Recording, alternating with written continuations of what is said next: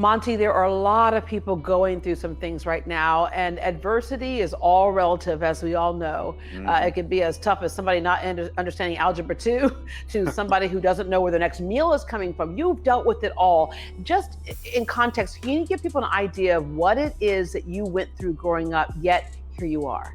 I'll give you the abridged version. You know, I'm a product of a one-night stand. My mother was a prostitute and a drug addict. I was conceived in a hotel room. My dad, I never met him, and he doesn't even know I exist. And because of that upbringing, you know, I slept in homeless shelters. I slept on the streets. I slept in parks. I was in several different group homes over a short amount of time, 12 to be exact. I was in foster homes where, you know, I was physically abused. I was mentally abused, locked in a room for 23 hours a day for several months. Put me into a depression, and I had suicidal tendencies and had to get through therapy. And it was a lot. It was a lot. Those are kind of like the bullet points, but it was a very rough childhood. But nevertheless, I learned a valuable lesson that perspective is a cheat code for life. And, you know, we can't change what has happened to us in the past, but we can change our perspective on why it happened, therefore leading us to a completely different conclusion about what our worth is in life. And thus, I am where I'm at today with that and a help from a few people along the way. There are 2 times that you wanted to take your life. Yes. What was the moment where you finally realized that, okay, wait a minute. I, at some moments, was not in control of my life, but I am in control of it now, and it's worth living? Honestly, it's weird. As a kid, I had to go through therapy. And I know, especially in the Black community, therapy, especially amongst men, is such a taboo thing. And it saved my life, getting therapy and counseling and understanding. You know, I was a victim as a kid. You know, I felt I was worthless. I was told I was worthless. My reality reflected that feeling. And it wasn't until I got therapy years and years and then started working on my self-love and self-worth that changed everything. But I just remember my little brothers were crying when they came to see me in the hospital. And I was just like, I can't let my little brothers down. And that was like a moment. I don't know if I truly grasped it at that time as a kid, but it's something I hold on to until this day. Like, it's selfish to want to take your own life when you could be so much more to so many people. But yet we understand that when you want to take your own life, that shows the level of pain that somebody must be in. Absolutely. I love when you say our experiences don't form us, they inform us. Yes. I have oftentimes, in my years as a reporter, found that the people who are looked at as the least among us usually have the best answers to solve all of our problems. And so taking all of your experiences, you have a platform called Dose. What do you want to do with Dose, which is perfect for this time? Oh, absolutely. So a couple things. When I talk about our experiences don't form us, they inform us. You know, we so often think because my dad or my parents were alcoholics, I need to be an alcoholic. That's not true, because if your experiences form you, all my negative experiences would have formed me into a negative person. That's not the case. I'm a pretty positive guy. Everything you experience is just information. That's all it is. It's just information, and what you choose to do with that, your perspective and how you take that in changes everything. So with the platform Dose, myself and my business partner, Dr. Julia Garcia Newroth, we created a platform specifically for this time we're in with the social justice and the civil unrest.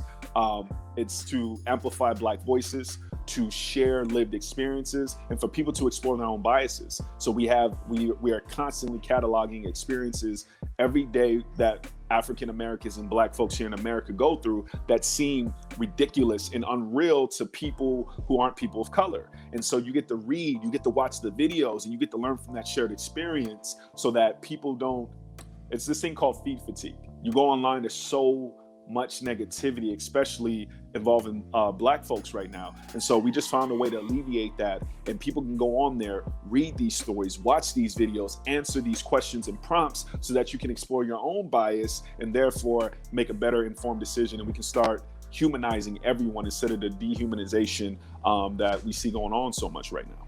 Yeah, you know, the arts, a lot of people look at it as just entertainment. I have experienced so much more than that with the arts. It's therapy in a way. You discovered arts. You were always a natural performer. You did theater and acting in high school, but in college, a girl challenged you to do something. I don't know where you got this from. Wow. Oh, we were digging. We were digging, Monty. Wow. You know, I was an athlete. Basketball was my first love, but I was always an entertainer. I love talent shows. I love acting. But where I come from, you come from the hood. That's not a valuable source of income. That's not a real career. You know, you either need to be the typical doctor, lawyer, or athlete, or rapper, etc. So I had a little crush in college who was like, Monty, you used to act? I was like, yeah, in high school. She's like, can you write a play for me? And of course, having a crush, I couldn't say no. So I wrote it. She ended up having some stuff, so I directed it. My main actor dropped out, so I ended up acting in it. And I fell in love with acting. I fell in love with the arts, and I realized I'm more artist than athlete. I was just more athlete because I was gifted and my environment dictated that. But in my heart of hearts, I'm an entertainer. I'm an artist. I love to express emotions and tell stories. You were Terrence on Games People Play on BET, Yes. and then Vaughn on Stuck With You, now starring in Tyler Perry's Bruh. You and Tyler kind of share some things, some hardships that you all grew up with. But in Bruh, tell us what the plot is, and then your character. The plot is for college friends, Black men in their 30s living life, which is beautiful because you really can't find a show where Black men are at the forefront for Black men living life on a normal basis. It's not an extreme as far as like a thug or, you know, some negative, and it's not super nice guy. You get to see everyday Black men, which is a beautiful representation of us that's out there. Because so often Black people, Black men in particular, are seen as a monolith, and you don't get to see the full spectrum of that Blackness and of that culture, which is beautiful to share with people. And it's just about the bruhs, how men are living in Atlanta, how we are trying to navigate relationships intimately and also platonically, and how we're trying to keep that brotherhood together. And it's beautiful to see men, especially Black men, being there for each other no matter what. And my character Bill, he's a fool. He made the cardinal sin that a lot of men make, letting a good woman go too soon. And then you realize it after it's too late. So this first season, you just get to see Bill's journey of realizing he let a good one go, the one go, and all the crazy, sometimes ridiculous things he's doing to try to get his lady back. Yeah, he's chasing the ex-girlfriend because he found out she's engaged now. So Yes. Word out to ladies, if you want your old man back, okay, just send him a wedding invitation. Even if it's a fake wedding invitation, see what happens, okay? He may be knocking on your door. It works. It works. I'm going to round out with kind of where I started. And at a time when a lot of people don't see opportunities in front of them, life has changed. They've lost jobs, whatever has happened during COVID, especially. You've kind of adopted a way of living of sitting back, being quiet, and knowing when opportunities come your way and being able to seize them. Absolutely. The first couple of weeks of this whole thing was just devastating for me because everybody said 2020, new year, new me, it's my year. No, it was really supposed to be my year. I had speaking gigs, I had new acting jobs, I had plays, I had everything lined up. This was gonna be the biggest year of my career in every aspect. It hit, I went through a deep little down thing, and then I just reframed everything. I was like, there's going to be an abundance of opportunities for everyone and anyone who's prepared. This is opportunity to get silent, to get by yourself, to get to know yourself, to stop being distracted with everything that's out there so you can understand who you really are and get comfortable being uncomfortable. It is a moment for growth. There's this thing called post-traumatic growth syndrome.